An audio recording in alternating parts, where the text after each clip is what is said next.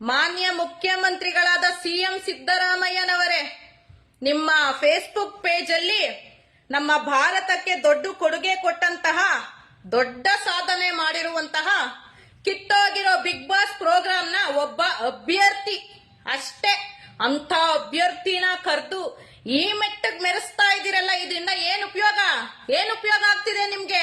Reality ಶೋಗಳಲ್ಲಿ ಭಾಗವಹಿಸೋ ಅಭ್ಯರ್ಥಿಗಳನ್ನ ಕರೆದು ಸನ್ಮಾನ ಮಾಡಕ್ ಟೈಮ್ ಇರುತ್ತೆ ನಿಮ್ಗೆ, ಆದ್ರೆ ರಸ್ತೆ ಗುಂಡಿ ಬಿದ್ದಿದ್ಯಲ್ಲ ಅದನ್ನ ಸರಿ ಮಾಡೋದಕ್ಕೆ ನಿಮ್ಗೆ ಟೈಮ್ ಇಲ್ಲ. ಯಾಕಂದ್ರೆ ಈ ತರ ಬೇಡದೇ ಇರೋ ಕೆಲಸಗಳಿಗೆ, ಬೇಡದೇ ಇರೋ ಜನಗಳಿಗೆ ನಿಮ್ ಟೈಮ್ ನ ಕೊಟ್ಬಿಟ್ಟಿರ್ತೀರಲ್ಲ, ನಮ್ಮ ಜನಗಳು ಏನ್ ಕಷ್ಟ ಪಡ್ತಾ ಇದಾರೆ ಅಂತ ನಿಮಗ್ ಗೊತ್ತಾಗ್ತಾ ಇಲ್ಲ.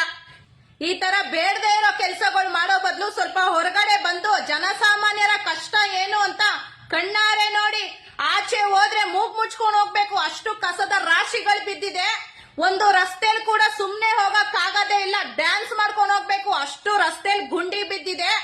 ಜನಸಾಮಾನ್ಯರು ರಸ್ತೆ ದಾಟಕ್ಕೆ ಅನುಕೂಲ ಆಗ್ಲಿ ಅಂತ ಒಂದು ಬ್ರಿಡ್ಜ್ ಮಾಡಿದಿರಲ್ಲ, ಆ ಬ್ರಿಡ್ಜ್ ಫುಲ್ಲು ತಿಪ್ಪೆ ಆಗ್ಬಿಟ್ಟಿದೆ, ಲಿಫ್ಟ್ ಎಲ್ಲ ಮುರಿದೋಗಿದೆ. ಇದ್ರ ಬಗ್ಗೆ ಯೋಚನೆ ಮಾಡಿ ಫಸ್ಟ್, ಇದನ್ನೆಲ್ಲ ಸರಿ ಮಾಡಿಸಿ ಸ್ವಾಮಿ. ಚಿಕ್ಕ ಮಕ್ಕಳು ಅಂತಾನು ನೋಡ್ದೆ ಅನ್ಯಾಯವಾಗಿ ಅತ್ಯಾಚಾರ ಮಾಡ್ತಾ ಇದಾರಲ್ಲ, ಅಂತವ್ರ ಮನೆಗೆ ಹೋಗಿ ಈ ತರ ಸಮಾಧಾನ ಮಾಡಿ ಅಂತವ್ರಿಗೆ ನ್ಯಾಯ ಕೊಡಿಸಿ, ಅವಾಗ ಜನ ನಿಮ್ನ ಮೆಚ್ತಾರೆ. ಎಲ್ಲರಿಗೂ ಮಾದರಿ ಆಗ್ಬೇಕು, ಆದ್ರೆ ನೀವು 4 ಜನ ಹೇಳೋ ತರ ಮಾಡ್ಕೊಳಕ್ ಹೋಗ್ಬೇಡಿ. ಈ ತರ ಬೇಡದೇ ಇರೋ ಕೆಲಸ ಮಾಡ್ತಾ ಇದೀರಲ್ಲ, ನಾಚಿಕೆ ಆಗಲ್ವಾ?